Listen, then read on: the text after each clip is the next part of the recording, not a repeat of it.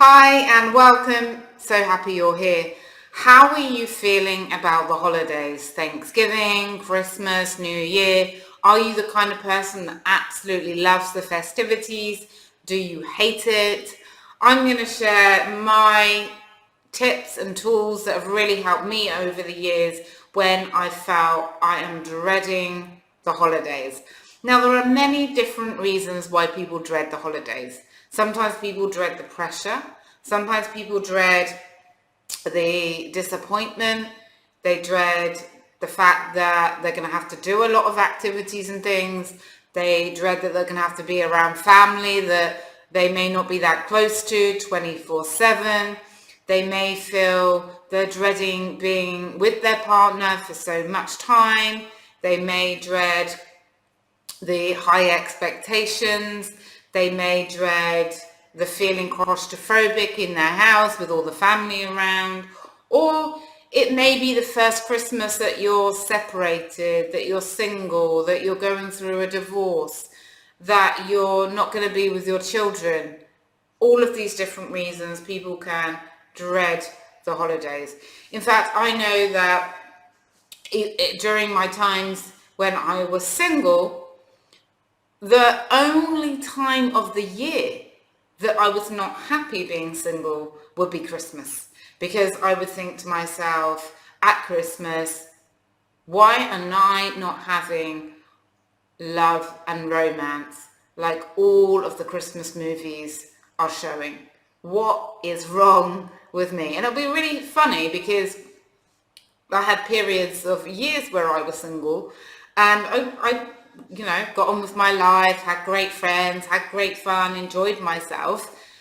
But when it was Christmas time, it would be these negative thoughts coming in, and it would often be because everything in the media suggests that we need to have this picture perfect Christmas, this picture perfect holiday time where everyone's laughing and having fun, where everyone is being given the most wonderful gifts, the most thoughtful things are being said, people are laughing, people are merry. For most people, the holidays are not always like that. You get a bunch of family together, you get a bunch of friends together, someone says something that triggers you. It could just be a bit as simple as complimenting on something you're wearing and saying, oh, I don't like that. It could be you giving them a gift, you making them a special effort with something, a meal or something, and them turning their nose up. It could be your children playing up and being ungrateful, being angry, sad. It could be feeling that you can't breathe. It could be that you feel neglected, you're not giving any attention. Like all of these different things can come up. So if you are dreading the holiday time, dreading the festive season, my heart goes out to you, and you are definitely not alone. So I wanted to offer some practical tips and support to help you. So first of all, let's get really clear on the reason why you're dreading it. Are you dreading it because you're worried about how much pressure it's going to put you under? If so, write down why, write down what the pressures are, and then set an action plan on how you're going to deal with all those different pressures. What help you need, what you can do to relieve that pressure. Start planning right now, today, what you can do if you're dreading the holiday season because of all the pressure. And start delegating, start planning, start minimizing. That can be a reason that people dread the holidays. Another reason people dread the holidays is they worry that other things in their life is going to slip. Okay, make a plan, make sure that doesn't slip. Look at how you can create that balance. Look how you can keep the things that you need to keep going. Sometimes people are worried that they're going to be triggered by different family members, that they're going to feel a certain way, that they're going to be neglected, that they're going to be put down, that they're going to be whatever it is. Write down the fears and look at what you can do about them. Well, if that happens, if someone says to me something negative, what can I do about it? Plan plan, plan. This is really the essence of this video, planning everything. So if I'm triggered, what can I do? I'm going to go for a shower. I'm going to go for a bath. I'm going to go for a walk. I'm going to listen to a meditation. I'm going to have a code word with my husband or wife and say, like, I need to go to the shop to do this. And they're going to know when I say I need to go to the shop that I need an hour on my own. Look at what's going on in your area. Find a yoga class, find a walking group, find, of course, with COVID, there may be less things. Find resources, find things that you can do to help you if you're getting triggered, if you're feeling low, if you're feeling stressed, if you're feeling you need space. I would say, like, write a list of all the different things you can do to lift your mood, to change your mood, to shift your mood. If this is your first Christmas alone, if this is your first Christmas or Thanksgiving or whatever, where you're going to be without the person that you're normally with, again, surround yourself with love. Loving actions you can do for yourself.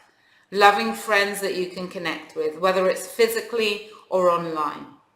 Join a support group if you don't feel comfortable doing that.